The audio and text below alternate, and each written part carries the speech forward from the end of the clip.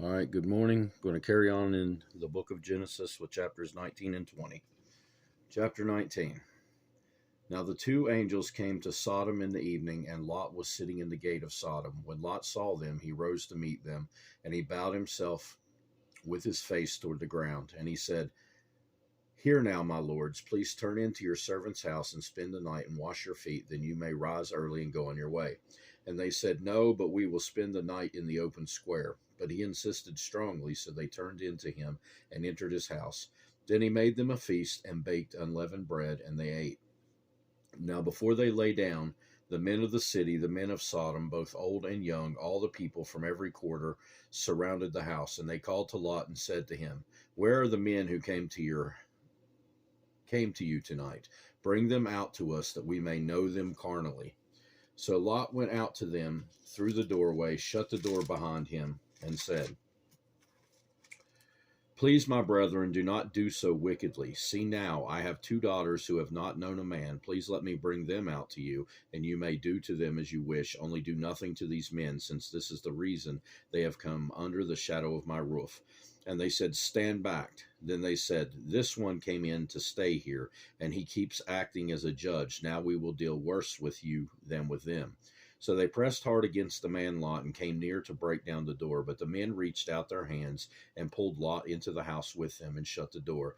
And they struck the men who were at the doorway of the house with blindness, both small and great, so that they became weary trying to find the door. Then the men said to Lot, "Have you anyone else here, son-in-law, your sons, your daughters, and whomever you have in the city? Take them out of this place, for we will destroy this place, because the outcry against them has grown great before the face of the Lord, and the Lord has sent us to destroy it." So Lot went out and spoke to his son-in-law, who had married his daughters, and said, "Get up, get out of this place, for the Lord will destroy this city." But to his sons-in-law he seemed to be joking.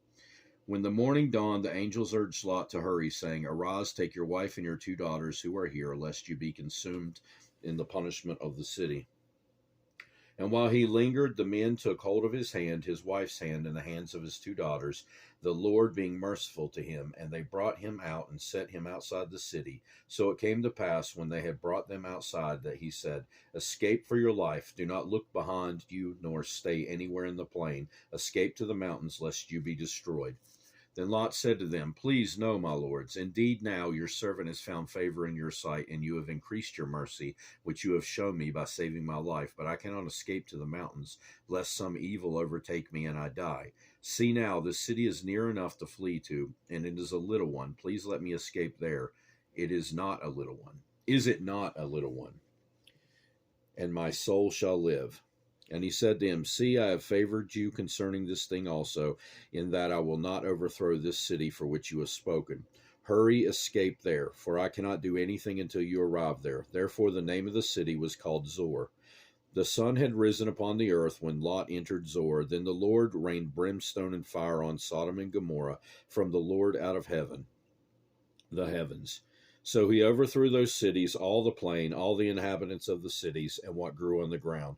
But his wife looked back behind him, and she became a pillar of salt. And Abraham went early in the morning to the place where he had stood before the Lord. Then he looked toward Sodom and Gomorrah, and toward all the land of the plain, and he saw, and behold, the smoke of the land, which went up like the smoke of a furnace. And it came to pass, when God destroyed the cities of the plain, that God remembered Abraham, and sent Lot out of the midst of the overthrow, when he overthrew the cities in which Lot had dwelt. Then Lot went up out of Zor and dwelt in the mountains, and his two daughters were with him, for he was afraid to dwell in Zor. And he and his two daughters dwelt in a cave. Now the firstborn said to the younger, "Our father is old, and there is no man on the earth to come in to us and all the customs of the earth. Come, let us make our father drink wine, and we will lie with him, that we may preserve the lineage of our father." So they made the father drink wine at night, and the firstborn went in and lay with her father, and she did not know when she lay down or when she arose. It happened on the next day that the firstborn said to the younger, "Indeed, I lay with my father last night. Let us make him drink wine tonight also, and you go in and lie with him, that we may preserve the lineage of our father." Then they made their father drink wine that night also, and the younger arose and lay with him, and he did not know when she lay down or when she arose. Thus both daughters of Lot were with child by their father. The firstborn bore a son and called his name Moab. He is the father of the Moabites to this day. And the younger, she also bore a son and called his name Ben-Ammi. He is the father of the people of Ammon to this day. Chapter 20. And Abraham journeyed from there to the south and dwelt between Kadesh and Shur and stayed in Gerar. Now Abraham said of Sarah his wife, She is my sister, and Abimelech the king of Gerar sent and took Sarah. But God came to Abimelech in a dream by night and said to him, Indeed, you are a dead man because of the woman whom you have taken, for she is a man's wife. But Abimelech had not come near her, and he said, Lord, will you slay a righteous nation also? Did he not say to me, She is my sister? And she, even she herself, said, He is my brother. In the integrity of my heart and innocence of my hands I have done this.